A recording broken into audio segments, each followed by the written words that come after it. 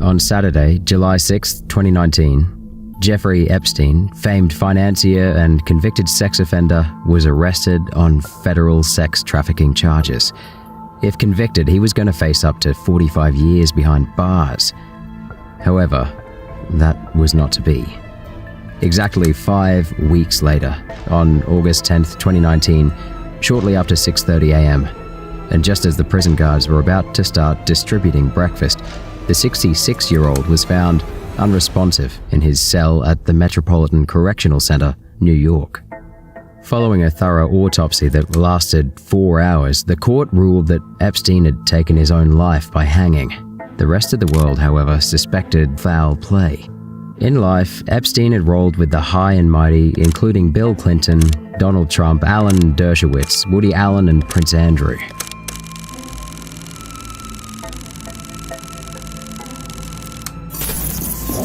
Would you raise your hand, please? Do you solemnly swear the testimony you're about to give in the matter now pending shall be the truth, the whole truth, and nothing but the truth? Yes, ma'am. Would you please state your full name? I'm Jeffrey Edward Epstein, and my residence address is 6100 Red Hook Boulevard in Virgin Islands. Have you ever been convicted of a crime? Yes.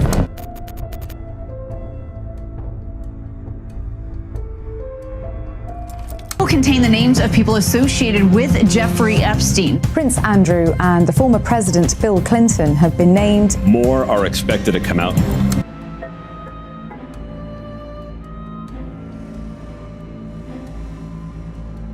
And then barely 24 hours after thousands of court documents implicating some of these powerful men became public, Epstein died. Coincidence? The way Jeffrey Epstein saw it, he was a sexual offender and not a predator. In fact, as far as he was concerned, society's anger at underage sexual relationships is misplaced, seeing as sex with teenage girls has been a cultural norm in human societies for a very long time. Not exactly someone you'd typically call a terrific guy. But as it turns out, some of his associates thought he was. Epstein was born and raised in New York, where he went on to teach at a private school, Dalton, sometime in the mid-70s. Before then, he'd studied physics and math at the Courant Institute of Mathematical Sciences. However, he never graduated. Whatever the reason, though, it's clear it wasn't because he wasn't smart. In fact, Epstein so thoroughly impressed a parent at his school that the man got him a job at Bear Stearns, a Wall Street investment bank. In barely 4 years, the college dropout made partner, after which he struck out on his own to start J. Epstein & Co. J. Epstein & Co. was an instant success, managing assets worth over $1 billion in no time, and shooting Epstein into the realm of the uber wealthy. With an enormous fortune at his fingertips, Epstein did what the average wealthy man would do. He bought lavish homes in all the choice neighborhoods, from one mansion in Florida to a ranch in New Mexico to the largest private home in New York that a journalist mistook for a museum. And of course, money brings power, and power grants you entry into the corridors of the rich and powerful. So, it didn't take long before Epstein started hanging out with A-list celebrities, socialites, and politicians. I'm talking people like Bill Clinton, Kevin Spacey, Chris Tucker, Prince Andrew, and Woody Allen. Donald Trump even thought he was a terrific guy. In a magazine profile done on Epstein for New York Magazine in 2002, Trump described his friend as fun to be with. But he also mentioned this little bit of detail that is now significantly more ominous than it was when he first said them. Trump said, and I quote, "I've known Jeff for 15 years, terrific guy. He's a lot of fun to be with. It is even said that he likes beautiful women as much as I do, and many of them are on the younger side." Unfortunately for the world and dozens of little girls, it would take 3 more years before the reality of that statement would hit and the sordid details of Epstein's private life would become public, leading to his first arrest as a sex offender in 2006. In the meantime, Epstein kept his life private and dated many beautiful women, including Eva Andersson, one-time winner of Miss Sweden, and Ghislaine Maxwell, daughter of famed publisher Robert Maxwell. Still, anyone who got close to him could tell that there was something off about him. Former CEO of Tiffany, Rosa Monkton, for instance, felt that there was more to Epstein than met the eye. In her words, "What you see is not what you get." Monkton probably didn't realize what she was unknowingly hinting at. But as we now know, she was right. Tragically so. The first chicken came home to roost in 2005.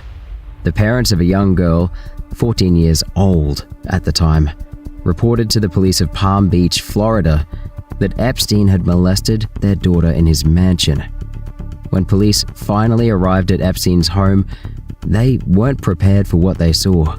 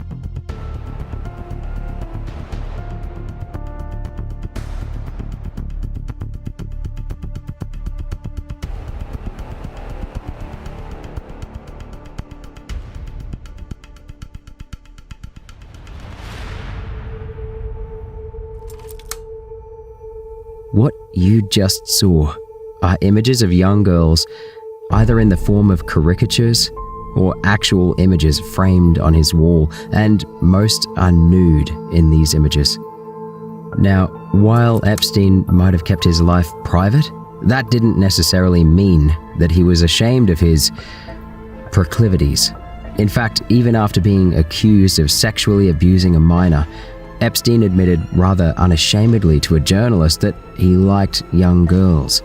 Apparently, this was a life that he had embraced, as investigations showed that his abuse of underage girls went many years back. By 2006, the seemingly open and shut case went to court. After all, Palm Beach Police Chief Michael Ryder had said, this was not a he said, she said situation.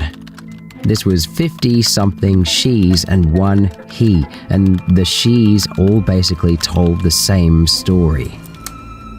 Still, Epstein somehow managed to avoid federal charges. Had he been convicted, Epstein would have been locked behind bars for life.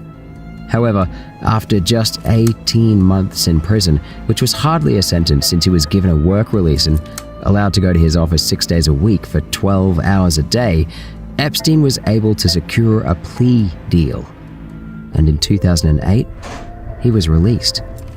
Alexander Acosta was the federal prosecutor at the time, and it was thanks to his hiding of the true extent of Epstein's crimes that the FBI investigations ended, which led to the plea deal.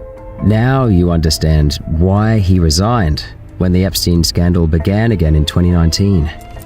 Anyway, even though Epstein pretty much served no jail sentence, he was still listed as a Level 3 offender on the New York Sex Offenders Registry. A Level 3 designation meant that Epstein was considered a danger to society with a very high potential of reoffending. It also meant that he was going to retain that designation for the rest of his life. Obviously, this was bad for the billionaire, but it was just on paper, as in reality, Epstein would retain all of his properties and assets even after being convicted. His famous friends didn't leave his side either, although a few did cut ties, including Bill Clinton, Donald Trump, and Prince Andrew. For about a decade, Epstein's scandal would sort of fade into the background as he laundered his public image with philanthropic work. Many of these philanthropic activities, quote-unquote, would turn out to be wild exaggerations, by the way. Then in 2018, the Miami Herald published an article, Perversion of Justice, which led to the reopening of Epstein's 11-year-old case. A U.S. district judge, Kenneth Mara, in West Palm Beach, Florida, thought the no prosecution deal that Acosta had helped Epstein secure in 2008 was illegal. So he overruled the deal. And on July 6th, 2019, after a luxurious ride back to New York from Paris on his private jet, Epstein enjoyed a much less comfortable ride to jail at the Metropolitan Correctional Center in New York. With a trial date set for around the summer of 2020, everyone waited with bated breath to see what harrowing revelations would be uncovered. But perhaps most perturbed were certain highly powerful people who had been known to hang around Epstein and who perhaps had secrets they feared would be revealed at the upcoming trial. You already know of Prince Andrew, Bill Clinton, and Donald Trump, but they weren't the only ones involved. Also known to frequent Epstein's Island were Alan Dershowitz, David Copperfield, Hillary Clinton, Al Gore, Robert F. Kennedy, Leonardo DiCaprio, Kevin Spacey, George Lucas, Bruce Willis, Bill Richardson, and many others. Obviously, not all of them would be guilty, but just the fact that these people hung around him despite the fact that he was a registered sex offender raises, cause for concern. Perhaps Epstein's associates, the innocent and the not so innocent, realized the precariousness of their situation and started planning their next moves. Because though it was assumed that Epstein would spend at least 1 year in prison, he did not. He spent only 35 days there before he was found dead in his cell. On July 23, 2019, at precisely 1:27 a.m., Epstein was found nearly unconscious in his cell. His neck showed signs of injury, which suggested that someone had tried to strangle the ex-finance mogul. At the time, Epstein shared a cell with Nicholas Tartaglione, who at the time was facing charges of murder and drug conspiracy. According to Epstein, Tartaglione had attacked him, but internal prison investigations cleared Tartaglione, ruling instead that the incident was a failed suicide attempt. With no suspect, Epstein's incident was treated as an attempted suicide and he was placed on suicide watch. This meant that he would be locked in an observation cell with multiple windows. Also, the lights could never be turned off, and anything that could be used to take one's life was not permitted in the cell either. This went on for 6 days. And then Epstein took a psychiatric evaluation. Apparently, the staff was satisfied with Epstein's results because they proceeded to remove him from suicide watch. But then a weird thing happened. They moved him into the special housing unit where Epstein was required to have a cellmate with him at all times, as well as a guard who would check in on him every 30 minutes. So how does someone who has a cellmate with him, as well as constant checkups from authorized personnel, still, find a way to commit suicide without anyone knowing about it? On the night of his death, Epstein had met with his lawyers, and according to them, Epstein was in high spirits, even as he was escorted back to his cell at around 7:49 p.m.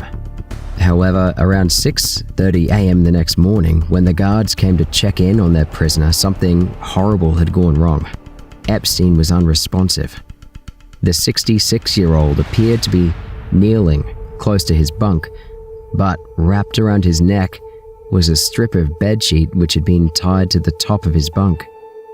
Immediately, the prison guards tried performing CPR on Epstein, and when he didn't respond, the guards reached out to their supervisor, informing him that Epstein had hung himself. Shortly after that, a very likely already dead Epstein was rushed to the New York downtown hospital, where he was officially pronounced dead about an hour later. Even before any deep investigation, the odd nature of Epstein's death is immediately obvious. Epstein had been moved to special housing because he was considered a suicide risk. The psychological team had, also instructed that Epstein have a roommate and be placed on a half-hourly watch. With all these measures in place, how come how come Epstein still managed to kill himself and remain undiscovered for 2 hours before the prison guards finally realized that he was dead? It also turns out the night of Epstein's death was only one of a series of colossal screw-ups. To begin with, Epstein's cellmate just happened to be released on that fateful night. Naturally, this meant that Epstein should have been assigned a new cellmate per the requirements given by the psychological team. However, that night, no new cellmate was assigned. The guards, who were supposed to check in on Epstein every 30 minutes, also royally dropped the ball. According to CCTV footage, the two guards who were on duty that night, Michael and Noel Thomas, neglected their duties, failing to carry out the mandated count at 10 p.m. and only strolling past Epstein's cell very briefly at 10:30 p.m.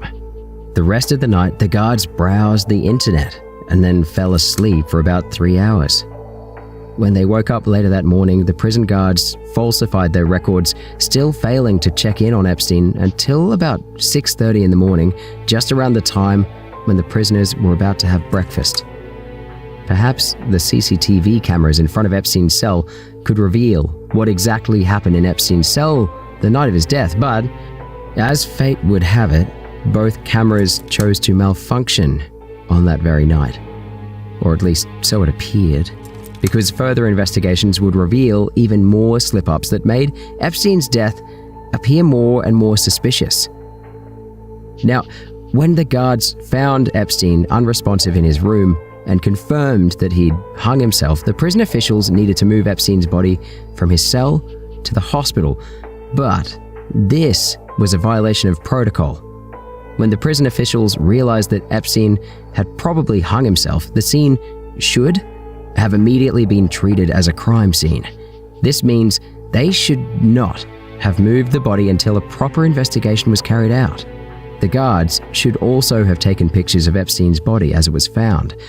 But none of these procedures were followed through, and Epstein was immediately moved to the hospital instead. Now, 2 days after Epstein was confirmed dead at the New York downtown hospital, his body was moved to the medical examiner's office. There, Barbara Sampson, New York's chief medical examiner, carried out a 4-hour autopsy in the presence of pathologist Michael Baden, who was sent by Epstein's lawyers to observe the process. By Sampson's judgment, Epstein had taken his own life by hanging himself from his bunk with a bedsheet. Epstein's lawyers, however, begged to differ, and they had several good reasons to. To understand their case, we need to examine 6 important pieces of evidence. First, on August 14th, 3 days after Sampson carried out the autopsy, word started going around that Epstein had some broken bones in his neck at the time of his death. Precisely, Epstein had suffered fractures on the left and right sides of his larynx, his Adam's apple, and on the left hyoid bone above the Adam's apple. In truth, these fractures could occur in the case of a suicide, especially when the victim is elderly. However, forensic studies show that it's more common to find these broken bones in people who were murdered by strangulation than suicide victims. In fact, Baden, the pathologist that Epstein's lawyers hired to observe the autopsy, said that the fracture suggested a strangulation from behind, not a suicide. I was present at the only autopsy, at the first autopsy, did see the injuries, and what appeared to me was, as I've stated before, that the injuries to the neck with fractures of the hyoid bone, the thyroid cartilage, 3 different fractures, and the petechial hemorrhages in the eyes that we saw in the diagram were such that they were crushing injuries rather than hanging injuries. What's interesting with... Secondly, in life, Jeffrey Epstein stood at 6 feet and weighed about 185 pounds. This makes you wonder how possible it would have been for him to hang himself from the lower bunk. And it's even more bizarre that all the bottles and medicine on the top bunk remained upright, considering all the, kicking and jerking Epstein's body would have done as he hanged. It makes no sense that these bottles remained undisturbed. 3. Sanjay Gupta, CNN medical correspondent, as well as Gerald Rhodes, chief of spinal surgery at Emory University Hospital, both claimed that multiple neck fractures were characteristic of hanging. However, Baden combed through thousands of reported cases of jail hangings in New York state prisons going back 40 to 50 years. And from his research, not even one of the thousands of victims he checked out had 3 fractures. Epstein, however, did, which makes his alleged suicide even more suspicious. Now, some experts have pointed out that the hyoid bone is a weak bone, and given Epstein's advanced age, it's not far-fetched to think that he could have broken the bone while hanging. However, this leads us to the 4th bit of evidence that makes Epstein's lawyers doubt the chief coroner's suicide claims. According to Michael Baden, what's interesting with hanging is that the noose will slip up under the jawbone, under the mandible, so that there's often a ligature mark that goes in a U-shaped fashion up the sides of the neck. And it's above the Adam's apple, which is the thyroid cartilage. With Jeffrey Epstein, there was a ligature mark across the thyroid cartilage with crushing of the thyroid cartilage. There was no upward rotation, it was horizontal. And these are, in my experience, over 50 years, indicative of a homicidal strangulation rather than a suicidal. And as the photos of the body show, Epstein's neck wound was in the center of his neck rather than under the jawbone, like you'd find in a typical hanging. You know, apparently I've never seen one, but... Plus, Baden also observed that the neck wounds looked much thinner than the wounds that would be inflicted by a strip of bedsheet. And not only that, though there was blood on Epstein's neck, said bedsheet, allegedly used by Epstein to hang himself, had no bloodstain. Which leads us to the next point. Why use a bedsheet? If Epstein really wanted to end his life, he had access to stronger and longer materials like wires and tubing from his sleep apnea machine. Why use a bedsheet? And now that we know that said bedsheet didn't even have any bloodstains, it adds up even less that Epstein hanged himself. And now to the 6th and final bit of evidence. Now, this looks like a small, inconsequential detail, but when considered in light of the other revelations, it takes on even more significance. According to records, Epstein's suicide, quote-unquote, case is literally the first to be reported at the MCC in more than 2 decades. The last suicide was recorded in 1998. Now, when you add up all that evidence, it seems to lead to the obvious conclusion that Epstein didn't kill himself.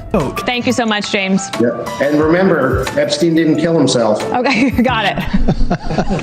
Very clever. What? Like the memes say. However, Chief Coroner Barbara Sampson insisted that Epstein's death was suicide, stating, and I quote, "I stand firmly behind our determination of the cause and manner of death for Mr. Epstein.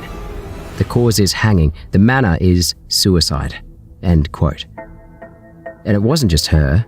After the claims of murder were made by Epstein's lawyers in June 2023, the Justice Department did their investigations, interviewing dozens of witnesses and combing through about 100,000 different documents. Their conclusion? Epstein's death was a suicide, just like the FBI and the chief coroner ruled. Still, the conspiracy theories poured in. Conspiracy theorists often get a bad rap, but in Epstein's case, with the violation of standard procedure and the claim that Epstein had incriminating information on the high and mighty, it's hard not to be a conspiracy theorist yourself, something I'm coming to terms with myself in researching this video. It's not just me either. In fact, according to a poll conducted by Rasmussen Reports shortly after Epstein's death, less than 30% of Americans believe that Epstein committed suicide. The rest believe he was murdered, or at least they aren't sure what to believe. By 2020, the number of people who believed Epstein committed suicide dropped even lower to just about 20%. So, if Epstein didn't kill himself, what actually happened? Or even more to the point, who killed Jeffrey Epstein? Well, as we dig deeper into this mystery, we will uncover some details that seem to suggest that someone who didn't want some secrets uncovered orchestrated the billionaire's murder. The truth is that those who maintain Epstein took his own life have taken a position that's quite difficult to defend. There are just too many loopholes, discrepancies, outright contradictions in Epstein's alleged suicide. For instance, in a psychological report prepared by the Bureau of Prisons after Epstein's death, the agency claimed that Epstein very likely killed himself due to the loss of close friends, loss of his powerful status, and the thought of spending the rest of his life in prison. However, Epstein's defense attorney, Reed Weingarten, said that in their last meeting, his client had appeared upbeat as he walked back to his cell room. Epstein's brother, Mark, also rejected the claims that his brother Jeffrey took his life, especially since he had a bail hearing coming up. To be fair though, it should be noted that there is no single sign that someone is suicidal. In fact, according to Very Well Mind, many suicidal persons tend to be happiest before ending their lives. It's intriguing even to professionals, but in many cases of attempted suicide, the persons involved attempted the act right after their crisis and right when they were beginning to feel relief. This is why it could feel like some suicidal people tend to be happiest just before ending their lives. In other cases, it might just be a way not to tip off those closest to them about what they're about to do, while others might become more cheerful because of the prospect of their emotional pain coming to an end. And getting real, all this is to say that if someone you suspect to be suicidal suddenly becomes cheerful, it might be best not to assume that they're over their depression just yet, and still try to get them help. Really. Anyway, whatever the case, the point is the fact that Epstein seemed upbeat right before his death might not be good enough proof that he wasn't suicidal. The next set of revelations, however, are pretty damning. First, during an inspection of his cell after his death, a note written by Epstein was discovered. In that note, Epstein had complained about large bugs crawling all over his body. He also mentioned that one of the guards, Tova Knoll, constantly gave him burnt food, while another guard intentionally locked him in a shower cell without any clothes for an hour. So obviously, Epstein wasn't a fan favorite in the prison, which of course doesn't prove that any of these guys murdered him, but it does take on more significance by the time we consider the other revelations. Now, as we already mentioned, there was an attempt on Epstein's life before his death on August 9th, and the fact that the government treated it as a failed suicide attempt, despite Epstein's insistence that he'd been attacked by his cellmate at the time, Nick Taglioni, seems suspicious. Even more suspicious is the fact that footage of this alleged suicide attempt has now disappeared. And the suspicions only increase when you consider that everything that happened after Epstein was placed under suicide watch. It's hard not to think that this was all carefully orchestrated so that Epstein could be in a position where the next attempt on his life would be successful. From the convenient transfer of his cellmate, even though he was required to have one, to the negligence of the guards, to the convenient malfunction of the CCTV cameras, to the way the body was immediately removed upon discovery, it all seems very coordinated. But perhaps the biggest revelation of all was Jean-Luc Brunel. As investigations into Epstein's sex and trafficking crimes went on in the US, the FBI discovered that Epstein seemed to have some ties with France, particularly with one Jean-Luc Brunel. Brunel was co-founder of Karen Models, as well as MC2 Model Management, which was based in the US and partly funded by Epstein. When the French government began its investigation in August 2020, Brunel realized he was about to be apprehended. So, he escaped to South America, but he was eventually arrested on December 16th, 2020. According to the allegations, Brunel raped, sexually assaulted, and sexually harassed both minors and adults. Prosecutors also suspected Brunel of helping to transport and house young girls for Epstein. But Brunel denied all the charges, claiming that he was being unfairly vilified by the media. Intriguingly, just before Brunel could stand trial, on February 19, 2022, Brunel was found hanging in his cell in what seemed to be a suicide. It was Jeffrey Epstein all over again. And of course, the odds will always be there that this was just a case of rich old white men not wanting to dance to the music. But in light of all the evidence, it's not entirely left field to think that Epstein, and possibly Brunel, was killed. The question, however, is who did this? For Epstein's alleged murder, there are a number of contenders. People with motive and means to take care of Epstein, especially since he was about to sing like a canary about secrets that would have been pretty damning for certain folks. And first on the list is former President Bill Clinton. You've probably heard of the by now popular hashtag Clinton body count. If you're wondering how that came about, it dates back to the 1990s when rumors started to spread that the Clintons routinely killed their enemies. Once again, this sounds like a conspiracy theory, but the events surrounding the narrative were definitely too coincidental. At the time, a document titled "The List of Clinton Associates Who Allegedly Died Mysteriously" made the rounds like wildfire. And according to the list, about 50 different colleagues, advisors, and other persons close to the Clinton administrations died under suspicious circumstances just as they were about to testify against the Clintons. For example, there was Mary Mohane, who had previously worked in the White House as an intern. On July 6, 1997, Mohane was at her new job working as a manager at a Starbucks when she was gunned down by a robber who apparently stole nothing. Intriguingly, Mohane was just about to testify about sexual harassment at the White House. There was also Vincent Foster, a former White House counsel who was found dead on July 20th, 1993 with a gunshot wound to his head. The death was ruled a suicide.